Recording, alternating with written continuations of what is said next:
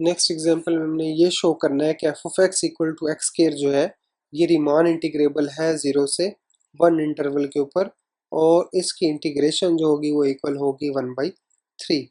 तो जैसे same previous example में हमने किया था, इसमें भी वही टेक्निक यूज़ करेंगे। हमने 0 से जो 1 इंटरवल है उसको हमने n सब इंटरवल्स में डिवाइड कर दिया, और सारे सब इंटरवल्स की लेंथ जो है वो हमने इक्वल रख ली। तो 1 - 0/n हमारे पास क्या आ जाएगा, 1/n। वो इन सारे सब इंटरवल्स की लेंथ आ गई, जो हमारे पास स्टेप साइज आ गया। तो जो पार्टीशन होगी वो हमारे पास क्या आ जाएगी, स्टार्टिंग जीरो से कर रहे हैं, फिर आगे 1/n होगा, फिर 1/n में 1/n और ऐड करेंगे तो क्या हो जाएगा 2/n, फिर 3/n हो जाएगा, 4/n, अप टू इसी तरह से 1 हो जाएगा। तो ये हमारे पास एक पार्टीशन हो गई 0 1 इंटरवल की। तो ये जो फंक्शन है हमारे पास एक्स स्केयर, तो 0 से 1 इंटरवल में अगर आप इस फंक्शन को देखें तो ये क्या है, इंक्रीजिंग है, क्योंकि इस फंक्शन का डेरिवेटिव क्या है, 2x है, जो कि 0 से 1 इंटरवल में क्या है, हमेशा पॉजिटिव है 0 के अलावा। तो हमेशा इसका डेरिवेटिव जो है वो greater than or equal to 0 आ रहा है ना, तो फंक्शन क्या है, इंक्रीजिंग है, क्योंकि derivative greater than or equal to 0 आ रहा है। तो इस फंक्शन का जो मिनिमम होगा वो किसी इंटरवल के ऊपर, अगर ए भी इंटरवल लेते हैं तो मिनिमम कहाँ पर होगा, ए पॉइंट के ऊपर होगा जो इंटरवल की लेफ्ट साइड है, और इसका मैक्सिमम कहाँ पर होगा, बी पॉइंट के ऊपर जो इंटरवल की बिल्कुल राइट साइड है, बिल्कुल एंड पॉइंट है। तो हमारे पास सब इंटरवल जो xi-1 से xi है, उसमें हमारे पास इस फंक्शन का मिनिमम क्या आ जाएगा, xi-1 पॉइंट के ऊपर, तो वो क्या हो जाएगा xi-1 स्केयर। तो ये आ गई वैल्यू स्मॉल mi की।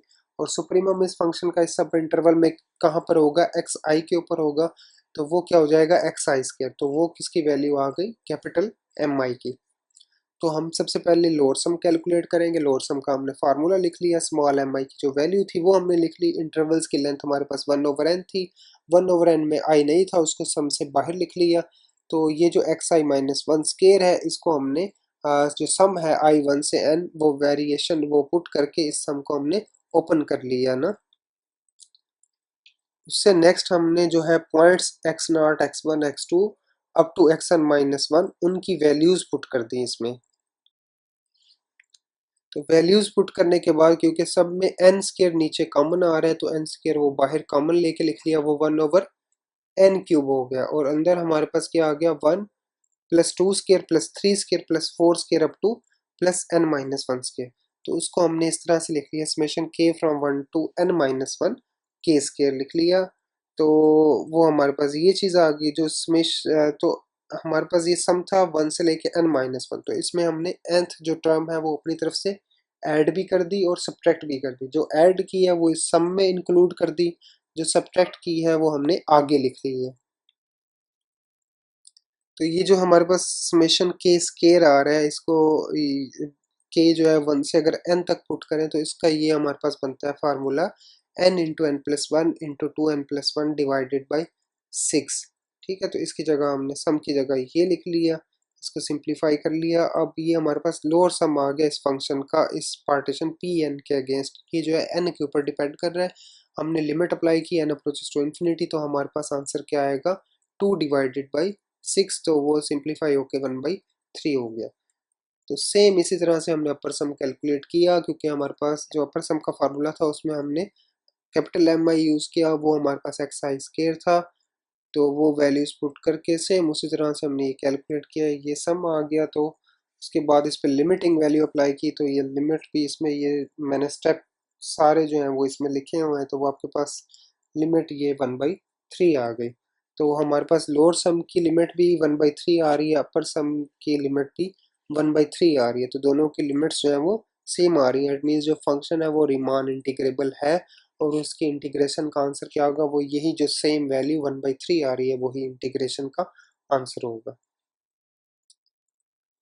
इससे आगे नेक्स्ट ये एग्जांपल है, इसमें हमने ये शो करना है कि जो साइन एक्स है ये रिमान इंटीग्रेबल है 0 से π/2 इंटरवल के ऊपर, और हमने ये शो करना है कि ये इंटीग्रेशन जो होगी वो इक्वल टू 1 होगी। तो एक तो आप इसमें ये कह सकते हैं कि ये जो फंक्शन साइन एक्स है ये क्योंकि कंटिन्यूस फंक्शन है इस इंटरवल के ऊपर, तो इसलिए ये रिमान इंटीग्रेबल है।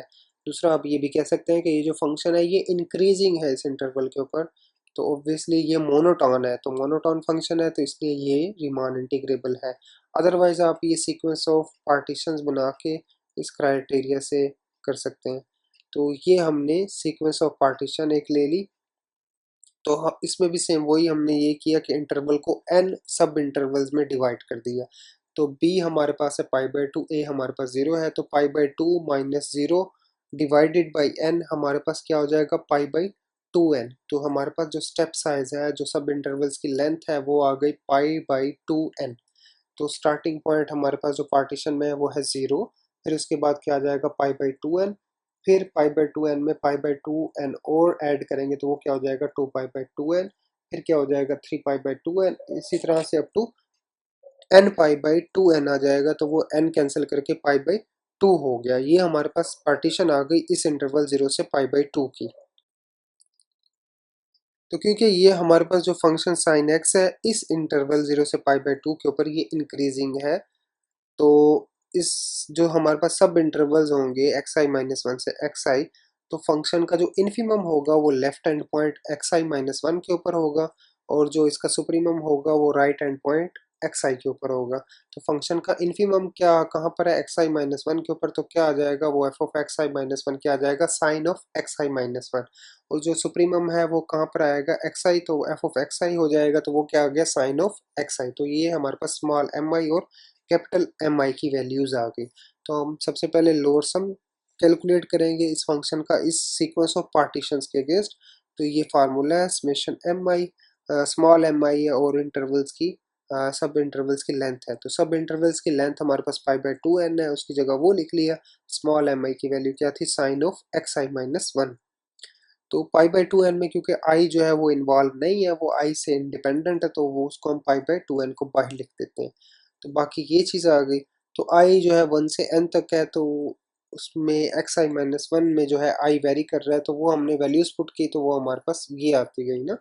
तो x0 x1 x2 x3 वो जो हमारे पास पार्टीशन थी, x0 क्या है 0, x1 हमारे पास क्या है π/2n, x2 हमारे पास क्या है 2π/2n, x3 क्या है 3π/2n। इस तरह से ये हमारे पास पॉइंट्स है ना, तो वो पॉइंट्स की वैल्यूज हमने पुट कर दी, तो ये हमारे पास आ गया। तो इसको हमने कंबाइन करके ये सम की फॉर्म में लिख लिया कि ये क्या आ गया साइन k π/2n आ गया हमारे पास। तो ये जो चीज़ हमारे पास जो सम आ गया, तो इसमें हमने क्योंकि ये हमारे पास जो समेशन था ये k जो था 1 से n-1 तक था, तो इसको हम 1 से लेके n तक लिखना चाह रहे थे, तो हमने nth टर्म जो है वो इसमें ऐड भी कर दी और सब्ट्रैक्ट भी कर दी। जो ऐड की वो हमने इस सम के अंदर ही लिख दी है, जो सब्ट्रैक्ट की है वो आगे हमने लिख दी है। ठीक है, तो वो क्या आ जाएगी -π/2n और साइन n π/2n। तो ये जो हमारे पास सम है k जो है 1 से लेके n तक इंटू साइन k π/2n, ये हमारे पास ये फार्मूला बनता है। ये वैसे मैंने कम्प्लेक्स एनालिसिस 1 में भी करवाया हुआ है, अदरवाइज आप इसको जो है मैथमेटिकल इंडक्शन से प्रूव भी कर सकते हैं। तो ये हमारे पास आ गया। इसकी लिमिटिंग वैल्यू हमने कैलकुलेट की, तो ये नीचे मैंने लिमिट कैलकुलेट की ये सीक्वेंस की, वो हमारे पास क्या आ जाती है 1 आ रही है। ठीक है, तो इसकी आप कैलकुलेशन देख सकते हैं, अगर आपको कोई इशू हो तो आप डिस्कस कर सकते हैं। तो सिंपल ये हमारे पास सीक्वेंस थी, इसकी हमने ये लिमिट कैलकुलेट कर ली। ठीक हो गया। तो उससे नेक्स्ट हमने अपर सम कैलकुलेट किया। अपर सम सेम जैसे हमने लोअर सम कैलकुलेट किया था प्रीवियस एग्जांपल्स में किया था, वैसे ही अपर सम आप इजीली कैलकुलेट कर लेंगे। तो उसकी जो हमारे पास ये अपर सम की सीक्वेंस बन रही है उसकी लिमिट कैलकुलेट की, तो वो भी हमारे पास 1 आ गई। तो अपर सम और लोअर सम की जो लिमिटिंग वैल्यू आ रही है वो 1 आ रही है, सेम आ रही है, तो इट मीन्स फंक्शन जो है वो रीमान इंटीग्रेबल है, और इसके इंटेग्रल की जो वैल्यू है वो यही कॉमन वैल्यू जो है 1 है। तो आप जो है जो पेपर में आपको इस तरह से मेंशन होगा कि आप फंक्शन को प्रूफ करें कि वो रीमान इंटीग्रेबल है, और आपने क्या करना है कि उसमें by using sequence of partitions, तो ऑब्वियसली आपको ये पी एन बनाना पड़ेगा। उसमें ये नहीं कि आपने जस्ट एक लाइन में ये कह दिया कि फंक्शन कंटिन्यूस है तो रीमान इंटीग्रेबल है, तो वो तो एक लाइन में हो गया ना। या ये कह दें कि फंक्शन जो है क्योंकि मोनोटॉन है तो फंक्शन जो है वो रीमान इंटीग्रेबल है, तो वो भी एक लाइन में हो गया। लेकिन यह है कि उन थ्योरम से आप जो इंटेग्रल की वैल्यू भी तो कैलकुलेट नहीं कर सकते ना। इस थ्योरम से, सीक्वेंस ऑफ पार्टीशन से आप ये भी कर सकते हैं कि फंक्शन की इंटीग्रल की वैल्यू भी हमारे पास आ जाती है, क्योंकि जो अपर सम और लोअर सम की हमारे पास लिमिटिंग वैल्यू आएगी, उनकी जो कॉमन वैल्यू होगी वही हमारे पास जो है वो इंटीग्रल की वैल्यू भी होगी। तो इसमें आपके पास इंटीग्रल की वैल्यू भी आ जाती है। तो अगर आपको इंटीग्रल की वैल्यू भी कैलकुलेट करनी हो, फिर ऑब्वियसली आपको ये सीक्वेंस ऑफ पार्टीशंस वाला मेथड ये यूज़ करना पड़ेगा। उसके बाद नेक्स्ट ये मैंने कुछ फार्मूले लिखे हुए हैं कि समेशन के जो है 1 से n तक हो, और हमारे पास कांस्टेंट वैल्यू हो 1। तो 1 को ऑब्वियसली जब आप n टाइम्स लिखेंगे, उनको ऐड करेंगे, तो हमारे पास आंसर n आता है। यहाँ से सेकंड फार्मूला के लिए लिखा हुआ n इंटू एन प्लस 1/2, के स्क्र का लिखा हुआ है, के क्यूब का लिखा हुआ है, के की पावर 4 तक का मैंने लिखा हुआ है। ये जो फार्मूले हैं ये आपने एफएससी की बुक में किया हुआ होगा, अदरवाइज आप इसको इन सारे फार्मूलाज को मैथमेटिकल इंडक्शन से प्रूफ कर सकते हैं। ये फार्मूले कुछ जो है इन एग्जांपल्स में हमने यूज़ भी किए हैं, 1 के लिए के स्क्वायर वाले, ये जो है एग्जांपल्स में यूज़ किए हुए हैं ना हमने। तो नेक्स्ट ये भी आपके काम आ सकते हैं। तो उसके अलावा ये जो आगे दो फार्मूले लिखे हुए हैं, sine x plus sine 2x plus sine 3x up to plus sine n x, तो ये फार्मूला भी हमने जो लास्ट एग्जाम्पल थी उसमें यूज़ किया था। तो ये फार्मूला वैसे मैंने कम्प्लेक्स एनालिसिस 1 में स्टूडेंट्स को करवाया हुआ है, साइन वाला, कॉज वाला। अदरवाइज आप इन फार्मूलों को भी मैथमेटिकल इंडक्शन को यूज़ करते हुए प्रूफ कर सकते हैं। तो ये जस्ट फार्मूले हैं, आप इनको वैसे याद भी रख सकते हैं। तो अगर आपको ये कहीं अपर सम लोअर सम कैलकुलेट करने के लिए यूज़ करने हो, तो आप डायरेक्ट ये फार्मूले यूज़ कर सकते हैं।